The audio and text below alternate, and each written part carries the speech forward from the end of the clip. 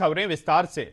मध्य प्रदेश विधानसभा चुनाव 2023 के लिए भारतीय जनता पार्टी ने अपना संकल्प पत्र जारी कर दिया है।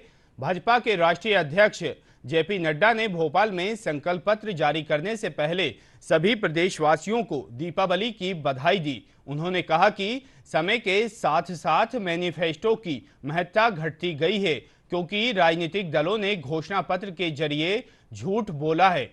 बीजेपी एक ऐसी पार्टी है जो अपने संकल्प पत्र को अपना रोड मैप मानती है। उन्होंने कहा कि हमारी पार्टी का सबसे बड़ा मकसद है कि गरीब कल्याण। इस दौरान मुख्यमंत्री शिवराज सिंह चौहान, भाजपा के प्रदेश अध्यक्ष विष्णु दत्त शर्मा और केंद्रीय मंत्री ज्योतिरादित्य सिंधिया समेत पार्टी के कई वरिष्ठ नेता मौजूद थे।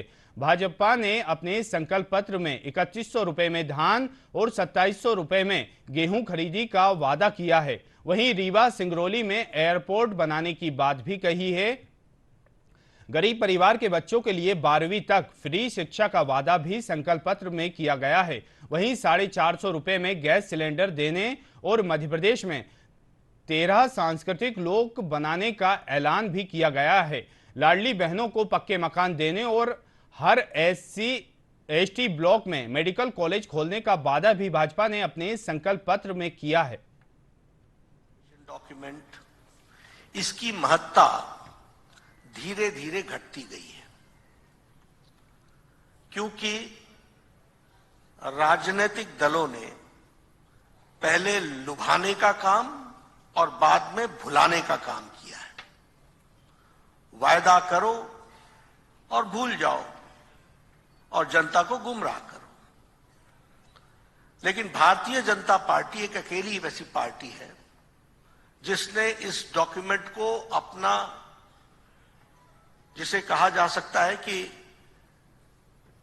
रास्ता, रोड मैप का जरिया बनाया है और उसको लेटर और स्पिरिट में इंप्लीमेंट करने का काम किया है। यह हमारा ट्रैक रिकॉर्ड है।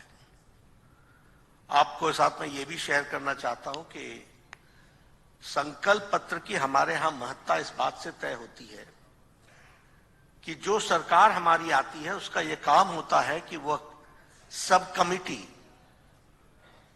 ऑफ कैबिनेट मिनिस्टर्स बना करके उन सारी चीजों को इंप्लीमेंट कराए, और सभी मिनिस्टर्स की जिम्मेवारी होती है कि वो मैनिफेस्टो को या संकल्प पत्र को लेटर और स्पिरिट में इंप्लीमेंट करने के लिए उनके रिस्पेक्टिव डिपार्टमेंट्स काम करें।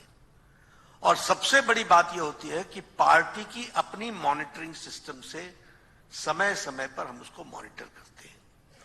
इसलिए जब मैं ये आपसे चर्चा करता हूं तो मैं ये कह सकता हूं कि हमारे प्राइम मिनिस्टर मोदी जी के सुपरविजन में, चाहे MP का डेवलपमेंट हो, चाहे किसी और स्टेट का डेवलपमेंट हो, उसमें जो मूल बात होती है वो होती है गरीब कल्याण, और गरीब कल्याण के लिए एम्पावरमेंट ऑफ द पुअर।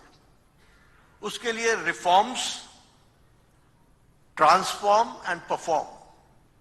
आप उसके लिए पॉलिसी में भी रिफॉर्म्स लाओ, कुछ चीजें बदलनी हो तो वो भी बदलो, और उसको अपने एक्टिविटी में लाओ। इस बात को हम हमेशा एम्फेसाइज करते रहे। मध्य प्रदेश पहला राज्य था जहां 50% रिजर्वेशन स्थानीय निकायों के चुनाव में अपनी बहनों को देने का काम किया।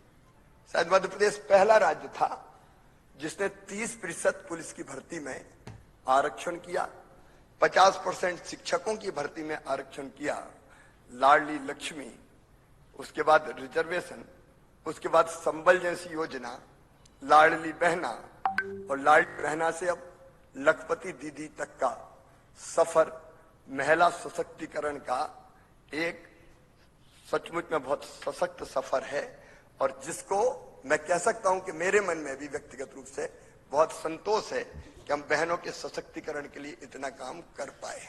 हमने देखा था बचपन में किसान की फसलें बिना पानी के सूख जाती थी, तो खेत में पानी देने के लिए सिंचाई को हमने हमारी प्राथमिकता में सबसे ऊपर रखा।